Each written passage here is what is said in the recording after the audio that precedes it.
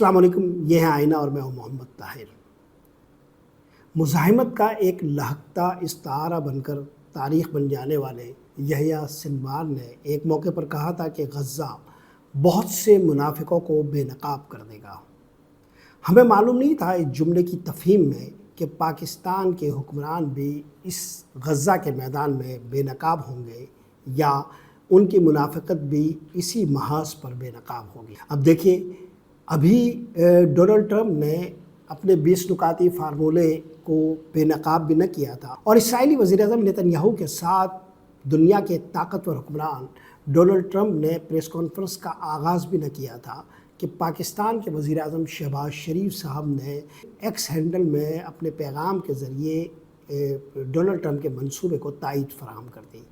اس وقت تک لوگوں کو یہ بھی معلوم نہیں تھا کہ ڈونلڈ ٹرمپ کا جو پراسرار منصوبہ ہے وہ 21 نکات سے 20 نکات میں تبدیل ہو چکا ہے، مگر ہمارے ملک کے وزیر اعظم شہباز شریف صاحب کو یہ علم تھا کہ 21 نکاتی منصوبہ جو ہے وہ 20 نکاتی منصوبے میں تبدیل ہو چکا ہے۔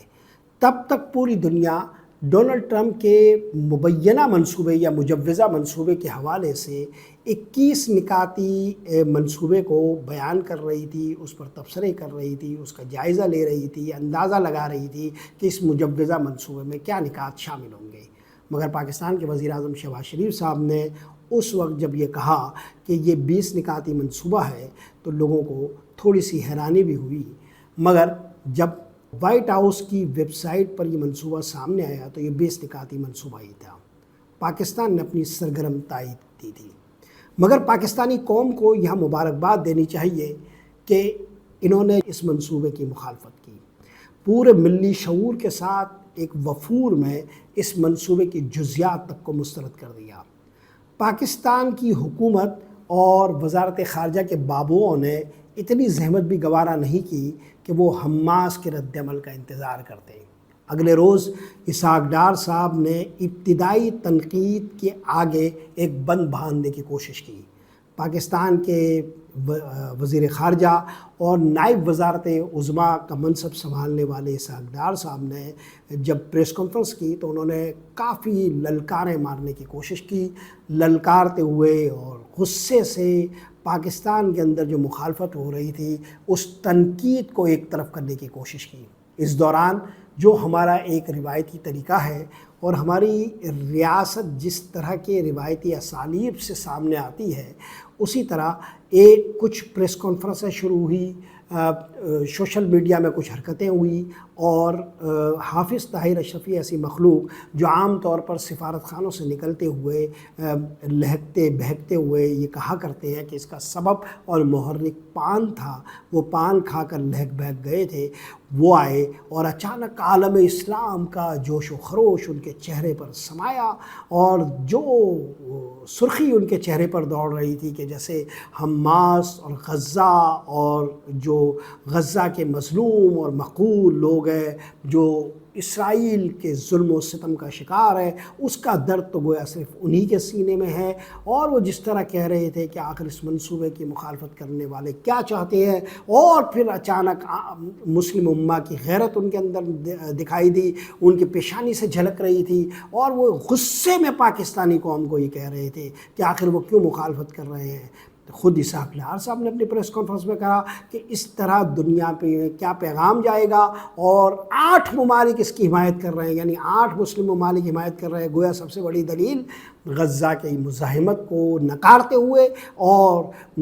ڈونلڈ ٹرمپ جو شریک جرم ہے نیتن یاہو کے ساتھ غزہ میں مسلمانوں کو مارنے کے اور نسل کشی کے حوالے سے، ان کے منصوبے کو تائید فراہم کرنے کے لیے سب سے بڑی دلیل یہ ہے کہ چونکہ 8 ممالک ہیں ایک طرف ہیں، تو یہ منصوبہ جو ہے وہ ظاہر ہے غزہ کے مسلمانوں کے حق میں ہی ہوگا۔ بہرحال جب اسحاق ڈار صاحب یہ کہہ رہے تھے اور جب یہ سب کچھ چل رہا تھا، تب عالم اسلام تو سویا ہوا تھا، مگر مغرب کے باضمیر لوگ اس منصوبے کو مسترد کر رہے تھے۔ یہ منصوبہ اپنی سوچ میں اور اپنی بنت اور بناوٹ میں اتنا گھٹیا، اتنا پست، اتنا غیر منصفانہ اور اتنا عامیانہ تھا کہ اس کے لیے کسی کا مسلمان ہونا بھی ضروری نہیں تھا۔ چنانچہ مغربی دنیا کے بہت سارے حلقوں سے اس منصوبے کے یک طرفہ پن پر اور اس کے اسرائیل کی جانب جھکاؤ کے حوالے سے آوازیں بلند ہوئی۔ ہماری حکومت کو اندازہ ہی نہیں تھا کہ مخالفت کی آوازیں کہاں کہاں سے شروع ہوگی۔ پاکستان کے لوگ اس حوالے سے مبارکباد کے مستحق ہے کہ انہوں نے بر وقت اس کا اندازہ لگایا اور اس منصوبے کے جزیات تک کو سمجھنے کی کوشش کی۔ ہمارے سوشل میڈیا پر جن لوگوں نے اس منصوبے کے حوالے سے تبصرہ کرتے ہوئے اسے مسترد کیا ہے وہ سب مبارکباد کے مستحق ہے۔ بہرحال اب پاکستانی حکومت اس حوالے سے دفاعی پوزیشن پر چلی گئی ہے اور پاکستانی حکومت راہ فرار ڈھونڈ رہی ہے، مگر اس راہ فرار کو ڈھونڈنے میں کافی ساری مشکلات ہیں اور موجودہ حکومت کے لیے کافی خطرناک سگنلز پیدا ہو رہے ہیں۔ میں ان سگنلز کو اور جو مخالفت کے بعد جو صورتحال اس حکومت کے حوالے سے سامنے آ سکتی ہے اسی کو آج موضوع بحث بنا رہا ہوں۔ سب سے پہلے تو آپ یہ اندازہ لگائیں کہ اسحاق ڈار صاحب اب یہ کہہ رہے ہیں کہ یہ تو وہ مسودہ ہی نہیں ہے جو ہمیں دکھایا گیا تھا، یعنی 8 ملکوں کے وزرائے خارجہ نے امریکی صدر ڈونلڈ ٹرمپ کے ساتھ بیٹھ کر جس مسودے کو ڈسکس کیا ہے، جن نکات کو زیر بحث لائے ہیں، یہ وہ مسودہ ہی نہیں ہے۔ عالمی سطح پر اتنا بڑا دھوکہ اتنے زیادہ ملکوں کے ساتھ ہو رہا ہے اور یہ وہ ممالک ہے جو امریکی صدر کی تائید میں اپنے ایکس ہینڈل کے ساتھ فوراً حرکت میں آ جاتے ہیں منصوبہ سامنے آنے سے پہلے ہی۔ یہ بات تو اور زیادہ تقاضا کر رہی ہے کہ جو چیز آپ کے سامنے پیش کی جائے یا جو منصوبہ سامنے آنے والا ہو اس کے لیے کتنا محتاط رویہ اختیار کرنا چاہیے۔ مگر اسحاق ڈار صاحب نے جو موقف اختیار کیا ہے اس میں 2 ایسے پہلو ہیں جو اس موقف کی تائید نہیں کرتے۔ پہلی بات تو یہ ہے کہ شہباز شریف صاحب نے نہایت اعتماد کے ساتھ جب اس منصوبے کی تائید کی تھی، امریکی صدر اور وزیر اعظم اسرائیل ابھی پریس کانفرنس کے لیے اکٹھے بھی نہیں ہوئے تھے اور انہوں نے 20 نکات کا کہا تھا، اور جبکہ اس سے پہلے یہ منصوبہ 21 نکات پر مبنی تھا۔ گویا 20 نکات کی شکل میں یہ معلومات شہباز شریف صاحب کے پاس موجود تھی۔ دوسری بات جو اس معاملے میں سب سے زیادہ حیران کرتی ہے وہ یہ کہ امریکی صدر نے اسرائیلی وزیر اعظم کے ساتھ پریس کانفرنس کرتے ہوئے جب اس منصوبے کا اعلان کیا تو اس میں کسی اور ملک کو نہیں بلکہ پاکستان کے حکمرانوں کے حوالے سے یہ کہا کہ یہ پہلے دن سے ہمارے ساتھ ہے اور انہوں نے اس منصوبے کے لیے تائید فراہم کی ہے۔ اس میں انہوں نے فیلڈ مارشل کے علاوہ وزیر اعظم شہباز شریف صاحب کا نام بھی بطور خاص لیا۔ اب ایشو یہ ہے کہ امریکی صدر پریس کانفرنس میں یہ بات کر چکے ہیں اور پاکستانی حکومت پیچھے ہٹ رہی ہے،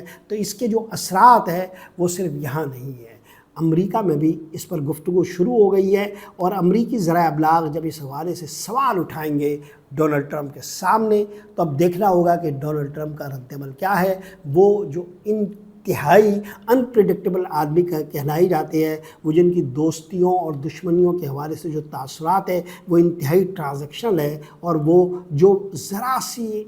سے اختلاف کے بعد کسی بھی حکمران کو یوکرین کے صدر زلنسکی بنانے کی پوری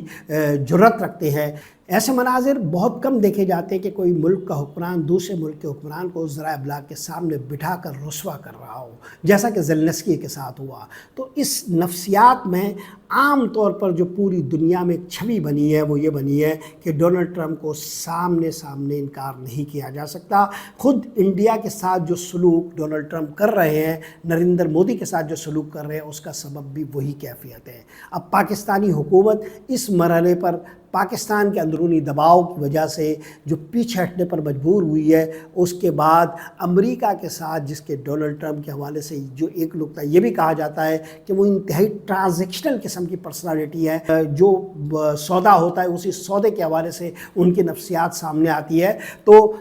اس موقع پر جب یہ صورتحال ہوگی اور یہ جو مخالفت ہوگی، اور اب جیسا کہ پوری دنیا سے ایک تاثر بن رہا ہے، فلسطین کے جو مختلف ادارے ہیں وہ بھی اس کی مخالفت کر رہے ہیں، تو پاکستان کے ساتھ امریکہ کا رویہ کیا ہوگا، اور یہ جو پاکستان کی پوری حمایت 2-3 شخصیات کے گرد گھوم رہی ہے، ان کے اس رویے کے بعد خود پاکستان کے ساتھ امریکہ کا رویہ کیا ہو جائے گا، یہ وہ پہلو ہے جو اب ہمارے سامنے آئیں گے اور جس سے ہمیں اندازہ ہوگا کہ آئندہ دنوں میں صورتحال کیا بنے گی۔ کیونکہ اس منصوبے کے حوالے سے 2 انتہائی اہم باتیں یہ ہوئی ہے کہ ٹرمپ نے پاکستانی حکمرانوں کی حمایت کا اعلان کر کے پاکستانی حکمرانوں کو ایک طرح سے پاکستان کے سامنے بے لباس کر دیا ہے۔ دوسری طرف نتن یاہو نے یہ کیا کہ جب وہ وائٹ ہاؤس سے نکلے تو انہوں نے اسرائیلی عوام کے لیے جو پیغام ریکارڈ عبرانی میں کروایا اس میں انہوں نے عملاً امریکی صدر کے منصوبے کو ننگا کر دیا ہے۔ یوں نتن یاہو کی طرف سے امریکی صدر کے منصوبے کو عریاں کرنا اور امریکی صدر کی طرف سے پاکستانی حکمرانوں کو پاکستانی عوام کے سامنے عریاں کرنا ایک ایسا سائیکل بناتا ہے، ایک ایسا دائرہ بناتا ہے جس میں پورا کھیل لپٹنے کے آثار اور قرائن پیدا کر چکا ہے۔ ایک طرف اسرائیل کا معاملہ ہے جہاں نتن یاہو کی جو اتحادی جماعتیں ہیں اس میں جو انتہا پسند قوتیں ہیں وہ اس منصوبے کی مخالفت کر رہی ہے، اور اسرائیلی وزیر اعظم نتن یاہو جو کمزور سیاسی پوزیشن کے ساتھ خود اسرائیل کے اندر انتہائی شدید نفرت کا ہدف بن گئے ہیں، ان کے لیے یہ انتہائی مشکل ہے کہ وہ انتہا پسند قوتوں کی حمایت کو کھو کر اپنی حکومت برقرار رکھ سکیں۔ چنانچہ ان کے لیے یہ انتہائی مشکل ہے کہ وہ اپنے ملک کی انتہا پسند جماعتوں کی مخالفت مول لے کر ٹرمپ کے اس منصوبے کے ساتھ کھڑے ہوں۔ یہ وہ پہلو ہے جس کو حماس اچھی طرح سمجھتی ہے۔ اس لیے ایک مسئلہ جہاں حماس کے لیے یہ ہے کہ وہ براہ راست ٹرمپ کے اس منصوبے کو انکار کرنے کے بجائے اس دباؤ کو دیکھ رہی ہے جو مسلم ممالک ان پر ڈال رہے ہیں، اور وہ 8 ممالک جس کی آر اس وقت پاکستانی حکومت لے رہی ہے، اور پاکستانی حکومت یہ چاہ رہی ہے کہ جو ٹرمپ کا منصوبہ ہے اس پر عمل درآمد ایسے ہو کہ کچھ مسلم ممالک فلسطین میں غزہ میں دکھائی دیں اور جن کے قیادت میں پاکستان اپنی وہاں موجودگی ظاہر کرے، یعنی ایک طرح سے وہ مسلم ممالک کی آڑ میں ٹرمپ کے منصوبے کو آگے بڑھانا چاہتے ہیں پاکستانی حکمران۔ تو ادھر حماس چونکہ ایک اور ہی بصیرت اور بصارت رکھتے ہیں، اور چونکہ وہ محاذ جنگ کے لوگ ہیں، اور جیسا کہ حضرت علامہ اقبال رحمۃ اللہ علیہ نے کہا تھا کہ ملا کی ازا اور ہے مجاہد کی ازا اور، ملا کی جو بصیرت ہوتی ہے یا جو غیر مجاہد کی جو بصیرت ہوتی ہے وہ بالکل مختلف ہوتی ہے، اور جو مجاہدین ہوتے ہیں، جو محاذ جنگ کے لوگ ہیں، جو ایک خاص مقصد اور کے لیے اپنی زندگیوں کو وقف رکھتے ہیں، ان کی جو عملی بصیرت ہوتی ہے وہ انتہائی مختلف ہوتی ہے۔ لہٰذا وہ محاذ جنگ میں زبردست مزاحمت کے ساتھ اس سفارتکاری کے میدان میں بھی انتہائی سمجھداری سے بروئے کار آ رہے ہیں۔ وہ ایک طرف واضح طور پر انکار کرنے کے بجائے اس منصوبے کی خامیوں کو عریاں کر رہے ہیں، اور یہ کہہ رہے ہیں کہ ڈونلڈ ٹرمپ کو ان شقوں میں ترامیم کرنی چاہیے جس میں حماس کے کردار کو کم کیا گیا ہے، حماس کو کردار ختم کرنے کے لیے کہا گیا ہے، اور دیگر جو حوالے ہیں اسرائیلی فوج کے انخلا سے لے کر، اور دوسرے پوائنٹ جس کا ذکر میں اپنے پچھلے ویلاگ میں کر چکا ہوں، یہاں اس کو دہرانے کی ضرورت نہیں ہے۔ تو حماس ان شقوں کو بے نقاب کرتے ہوئے ترمیم کے لیے کہہ رہا ہے۔ دوسری طرف حماس نے انتہائی مہارت سے اپنے سفارتکاری کے میدان کو اور اپنے محاذ جنگ کے میدان کو الگ کر دیا ہے۔ غزہ میں جو لوگ بروئے کار ہیں وہ یہ سگنل دے رہے ہیں کہ محاذ جنگ کے فیصلے وہ خود کریں گے، جبکہ جو مذاکراتی ٹیم ہے وہ غزہ کے محاذ کے حوالے سے شاید اپنے آپ کو تھوڑا سا فاصلے پہ رکھے، گویا اسرائیل میں اور اب حماس کے درمیان ایک اور جنگ شروع ہو گئی ہے، اور وہ یہ کہ ڈونلڈ ٹرمپ کے منصوبے سے فاصلہ پیدا کرنے کے لیے کون پہل کرتا ہے۔ حماس یہ چاہے گا کہ اسرائیل یہ پہل کرے اور وہ اس منصوبے سے فاصلہ پیدا کر لے تاکہ امریکہ کی جو مخالفت ہے اس کا سامنا انہیں نہ کرنا پڑے، جبکہ نتن یاہو یہ چاہے گا کہ ان کی انتہا پسند قوتیں جو چاہ رہی ہے کہ اس منصوبے سے دور رہا جائے اور غزہ پر ان کا پورا کنٹرول ہو اور غزہ میں کوئی آبادی مسلمانوں کی نہ ہو، اس منصوبے پر وہ عمل درآمد ہوتے دیکھنا چاہتے ہیں۔ تو نتن یاہو یہ چاہیں گے کہ حماس اس میں پہل کرے اور وہ اس منصوبے کو مسترد کر دیں تاکہ انہیں یہ الفاظ کہنے کی زحمت نہ اٹھانا پڑے اور وہ ایک طرح سے دنیا کے مخالفت کا سامنا نہ کریں۔ آپ کو یاد ہوگا کہ جب نتن یاہو وائٹ ہاؤس سے نکلے تھے اور انہوں نے اپنی قوم کے لیے پیغام محفوظ کرایا تھا تو اس میں کہا تھا کہ حماس نے پوری دنیا میں ہمیں تنہا کیا تھا، اب اس معاہدے کے ذریعے ہم انہیں تنہا کر رہے ہیں، اگر وہ نہیں مانیں گے تو وہ تنہا ہو جائے گا۔ حماس نے انتہائی خاموشی سے اسے التوا میں ڈالتے ہوئے صرف سگنلز دینا شروع کیے ہیں۔ یہ وہ خاموش جنگ ہے جو غزہ کے محاذ پر ہم دیکھ رہے ہیں، یعنی غزہ میں صرف مزاحمت اور اسرائیل کے فوجیوں سے مقابلہ ہی نہیں ہو رہا، ایک غاصب فورس سے مقابلہ محاذ جنگ پہ ہی نہیں ہو رہا، بلکہ سفارتکاری کے میدان میں بھی ہو رہا ہے۔ جب پاکستان اور عالم اسلام کے حکمران بے نقاب ہو رہے ہیں، ان کی منافقتیں بے نقاب ہو رہی ہے، جیسا کہ یحییٰ سنوار نے کہا تھا، اور اسی طرح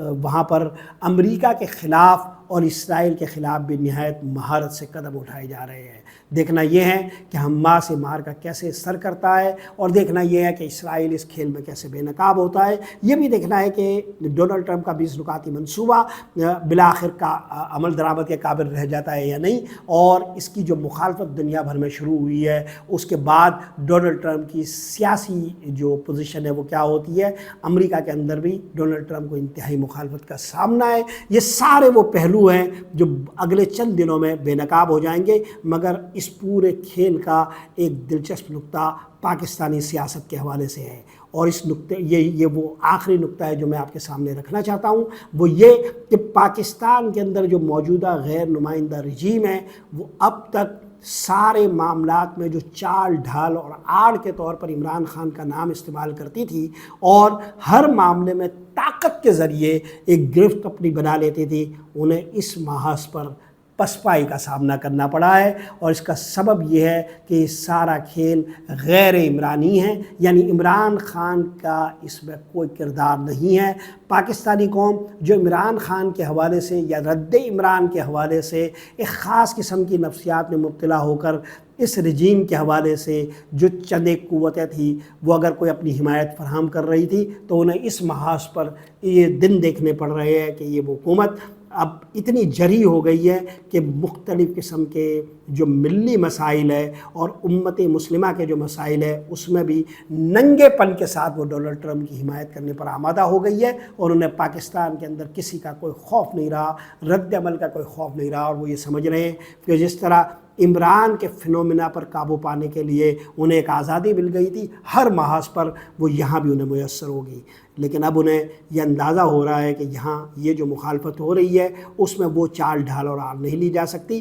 ایسا ہی کچھ ایک اور محاذ پر بھی ہوا ہے، اور وہ آزاد کشمیر کا محاذ ہے، اس کو پھر موضوع بحث بنائیں گے۔ آج کے لیے یہی کچھ۔ محمد طاہر کو اجازت دیجیے، اللہ نگہبان۔